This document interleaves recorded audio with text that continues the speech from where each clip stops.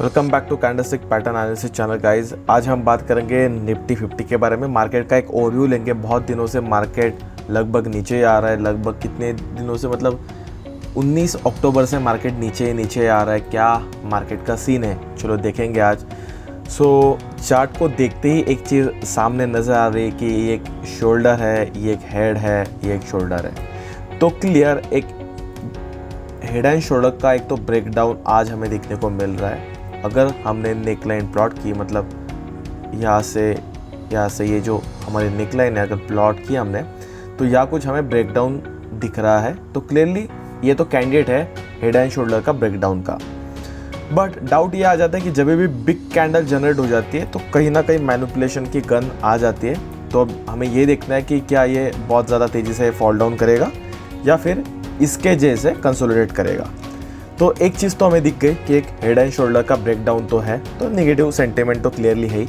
एक up trend के बाद ये हेड एंड शोल्डर पैटर्न मतलब नेगेटिव सेंटीमेंट ही है। दूसरी चीज़ मुझे क्या दिखी यहाँ कि एक डाउनफॉल, उसके बाद में एक कंसोलिडेशन हमें दिखने को मिल रहा था, वो भी अपर साइड, मतलब अपर जाते हुए।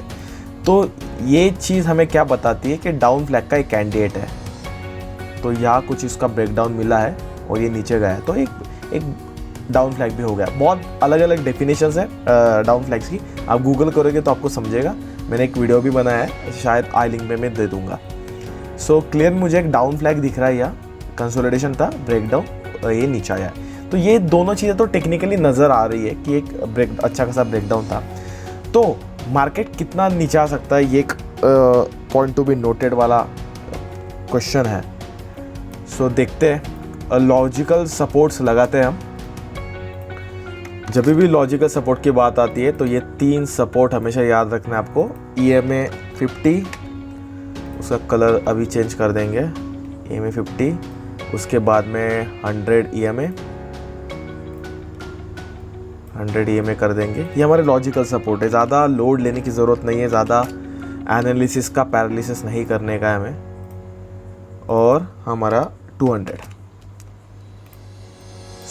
तो क्लियर ये कुछ सपोर्ट्स है निफ्टी के।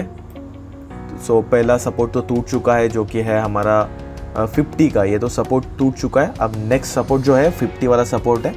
तो हमें ये देखना है कि यहाँ ये सस्टेन करता है कि नहीं। एक थोड़ा सा प्राइस रिजेक्शन दिखने को भी मिला। ये जो विक आप देख रहे होंगे लोअर शैडो, तो एक थोड़ा सा सपोर्ट मिलता हुआ दिख रहा है उस जोन में। तो देखते हैं कि इस पॉइंट के लेकर क्या निफ्टी सपोर्ट करता है क्या, और अगर ये भी टूटता है तो फिर ये कुछ यहाँ आ जाएगा। कुछ एवरेज होते समय मुझे लगता है कि कुछ इस लेवल तक ये चीज़ हो जाएगी। अकॉर्डिंग टू जो मूविंग एवरेज है, ये कुछ सपोर्ट्स है। और अगर टेक्निकल सपोर्ट की बात की जाए अकॉर्डिंग टू प्राइस एक्शन, तो स्विंग पॉइंट सपोर्ट तो है ही यहाँ कि जो मेजर मूवमेंट्स आई है, यहाँ से मेजर मूव आई थी, अगर आप देख सकोगे तो ये एक सपोर्ट हो गया। उसके बाद में जो मूवमेंट आई थी, यहाँ से भी एक मूवमेंट आई थी। उसके बाद में जो मेजर मूव आई थी वो यहाँ से आई थी। तो ये कुछ जो प्राइस एक्शन के अकॉर्डिंग जो हमारे स्विंग पॉइंट सपोर्ट है, वो ये सपोर्ट्स हो गए। उसके बाद में अगर हम previous resistance work as a support, act as a support की बात करें तो कुछ इस प्रकार हो जाएंगे। मेजर जो सपोर्ट बन जाएगा वो ये बन जाएगा। ये वाला जो सपोर्ट होगा मेजर रहेगा।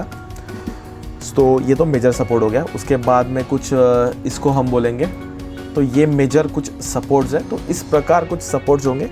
देखते कि किस सपोर्ट को मार्केट फॉलो करता है। फिलहाल निगेटिव दिख ही रहा है, टेक्निकल पैटर्न है ही यहाँ 2 पैटर्न। तो फिलहाल डाउन फ्लैग का तो टारगेट भी अचीव हो गया होगा। तो हम अगर एकदम इजी तरीके से भी जाए मूविंग एवरेज को भी, तो फिलहाल हमें देखना है कि यहाँ कुछ सस्टेन होता है कि नहीं।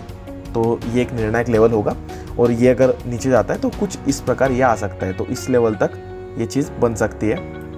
तो ये कुछ निफ्टी का ओवरव्यू है। और बहुत ही लॉजिकल चीज़ है कि ये रेंज ब्रेक हो जाने के बाद कितना बड़ा मूव आया है। तो टेक्निकल करेक्शन तो आना ही था, मतलब ये तो इनसेंसिबल होगा कि मार्केट अप ही जाएगा। लगभग 17% का एक अप मूव आया है, तो उसके बाद में करेक्शन आना तो बनता है। और दूसरी चीज़, जो लोग बहुत साल से मार्केट में होंगे उनको पता ही है कि अक्टूबर से लेकर अक्टूबर, नवंबर, दिसंबर जब फॉरेन इन्वेस्टर होते हैं वो पैसा निकालते हैं, उनका एक रिचुअल है। वो हमेशा पैसा निकालते हैं, एंजॉय करते हैं और फिर से जनवरी से एक्टिव होते हैं। तो ये बेसिक है मार्केट का, जो लोग मार्केट में बहुत पुराने हैं। सो ये तो चीज़ें हर साल होती है। सो और या तो ज़्यादा मतलब एक अच्छा एनवायरनमेंट मिल गया इस सेलिंग के लिए, क्योंकि ऑलरेडी एक अपमूव थी और फॉरेन इन्वेस्टर को एक चांस भी है नवंबर दिसंबर, तो ये और फॉल भी कर सकता है मे बी। और कुछ न्यूज़ आए तो ये मतलब कुछ दिन तक एक अपमूव भी दिख सकता है हमें। बट फिलहाल तो नेगेटिव सेंटिमेंट्स हैं, देखते हैं कि यहाँ कुछ सस्टेन होता है कि नहीं। मुझे लगता है कि यहाँ कंसोलिडेट होना चाहिए, ऐसा मुझे लगता है। देखते हैं मार्केट क्या आ जाता है। बाकी आप बाकी के इंडेक्सेस देखो, सभी इंडेक्सेस बिल्कुल ही रेड है, बिल्कुल सभी जगह सेल ऑफ है। सो अगर हम निफ्टी 50 को भी एनालाइज किए तो भी हमें एक डायरेक्शन पता चल सकती है कि ये लॉजिकल सपोर्ट्स है हमारे, बराबर। उसके बाद में ये मेजर सपोर्ट है, ये मेजर सपोर्ट्स है और ये कुछ सपोर्ट्स है, तो ये क्लियर सपोर्ट्स है। यहाँ अगर कुछ अच्छे खासे बुलिश सिग्नल्स अगर हमें मिलते हैं तो रिवर्सल की आशा हम कर सकते हैं। Otherwise ignore the trade guys long term में, मतलब जो पोजिशनल आप ट्रेड ले होंगे। बाकी तो हर एक की स्ट्रैटेजी अलग रहती है। तो ये कुछ था निफ्टी का ओवरव्यू। पसंद आए तो वीडियो को लाइक कर दीजिए, कमेंट कीजिए। Thank you so much for the watching.